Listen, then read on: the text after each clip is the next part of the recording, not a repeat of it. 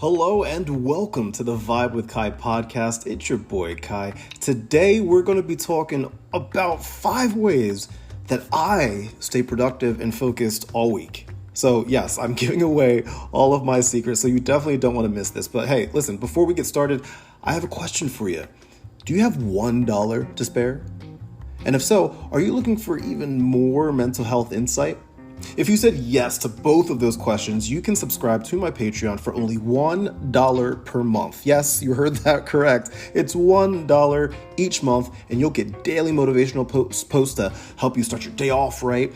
You'll get special mental health insight that you won't find anywhere else. You'll get behind the scenes footage of my life, including stuff like my cats, stuff that you don't see. You'll get to hear me talk about my therapy.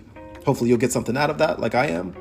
All of that and so much more. All you have to do is visit my website at thevibewithkai.com, click on Patreon, and subscribe.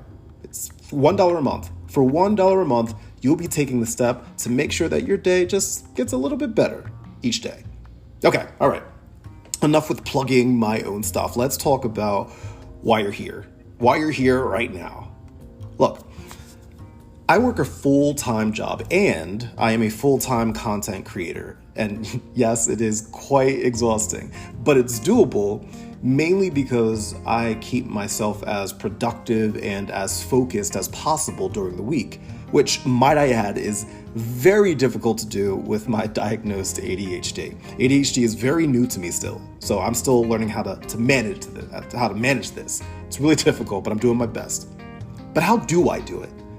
Well, come on in, my friends. It's your boy Kai, and today I'm going to walk you through the 5 ways that I stay productive and focused during the week. And yes, shh, this is between me and you, so don't tell anybody, okay? This is our little secret.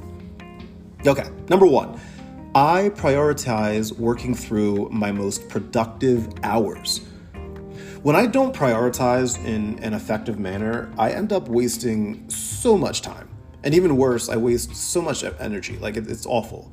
Every weekend, I put together a plan for how I'm going to tackle the upcoming week. This way, it is way easier for me to optimize my time and my energy levels. And what I like to do is make sure that I optimize, that I'm doing work during my most productive hours, which are usually at night, right? At the end of a workday, like, I can be very, very tired. So I know that my energy level is minimal. So I want to make sure that I want to take advantage of that and prioritize as much as possible. Number 2, I learned the importance of saying the word no. One of the biggest issues I struggle with is saying yes, or sure thing, or no problem. I say that whenever somebody asks me to do something, or if they need me to do them a favor or something like that. I accept all of these tasks. And then all of a sudden, it feels like I'm completely drowning in work, and I'm starting to feel overwhelmed. I'm starting to feel hopeless. Does all of this sound familiar? I'm pretty sure it does. And this is why I am focusing a lot of my attention on learning how to effectively use the word no. I try to use no to my advantage when it comes to staying productive. And it's okay. There's going to be times that's going to feel a little weird. It's going to feel a little awkward because maybe it's a friend or a family member, a coworker, whatever it may be. You got to know how to utilize the word no.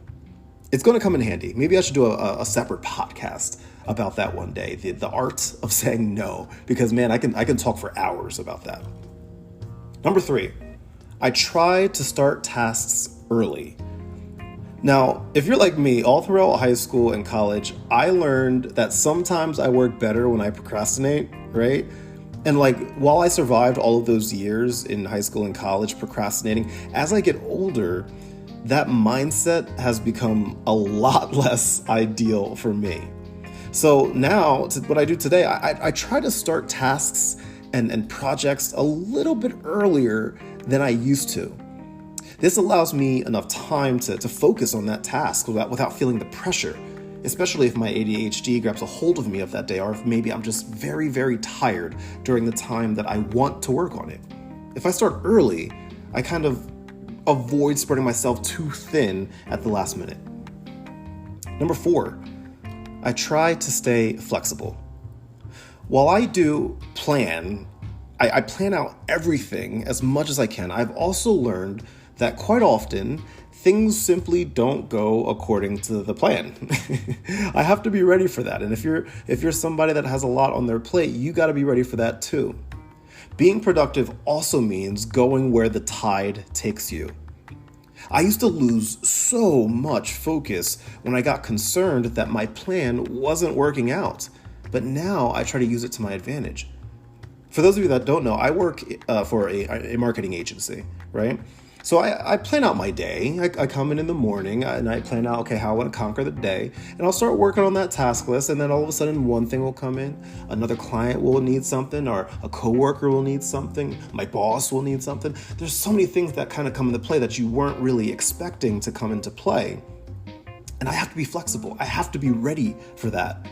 And I find a lot of times, especially me in the past, I would get so upset with myself when my plan wasn't working out.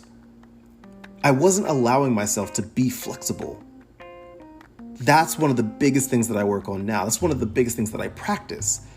I plan it out, but I also plan in my flexibility. And I end up being a lot more productive. And number 5, I try not to multitask. Now, this is difficult because multitasking, at least for me, is so tempting, but it can also be incredibly dangerous. So I try to avoid it as much as I can. I try to just do tasks one at a time. I saw this study by the American Psychological Association not too long ago, and in that study it showed that multitasking can actually make you less productive. I'm going to repeat that because that's incredible. They said that the American Psychological Association said that multitasking can actually make you less productive. That study noted that participants who constantly were switching from one task to another actually lost productive time. I'm going to include the link to that study in the notes of this because you should give it a read. I ended up reading it in full, and when I tell you that I was sitting there reading the results with my jaw on the floor, there's no other way to describe it because I'm the kind of person I would always multitask, right? I'm like, well, I can just get more done if I just do blah blah blah blah blah blah blah blah. You know, if I just try to knock out a couple things all at the same time. But they pointed out some things about what happens when you multitask, and I'm sitting there, I'm like, oh my God, wait a second, this is true. This happens to me. So I'm gonna include the link to that. So in the notes of this right here of this podcast, go check it out because it's really interesting. Now look, I gave you those 5 tips. Those are just things that I do, right? These are just a few things that work for me that I'm happy that I got to share with you. Now, it's okay. You can throw away the ones that don't work for you, especially if they don't fit your lifestyle. You can add some in. You can go do some research because this is honestly just the tip of the iceberg. This is only the beginning when it comes to staying productive during the week. At the end of the day, you taking the time to read up on this, you taking the time to listen to this podcast, you taking the time to study on ways to be productive, that means that you are dedicated to this. That means focus and productivity are things that mean something to you. They are important to you. The first step is a very important one. That first step is you doing what you need to do to understand focus and productivity. You got this. I know you do. Friends, listen, if you enjoyed this podcast, be sure to follow me on all of my social media platforms at The Vibe with Kai, and make sure you subscribe to my Patreon for only $1 per month. $1 per month, and you'll be taking the step to making your day just a little bit better every single day. With that said, my friends, thank you so much for listening. Enjoy the rest of your day. It's your boy Kai saying much love and good vibes.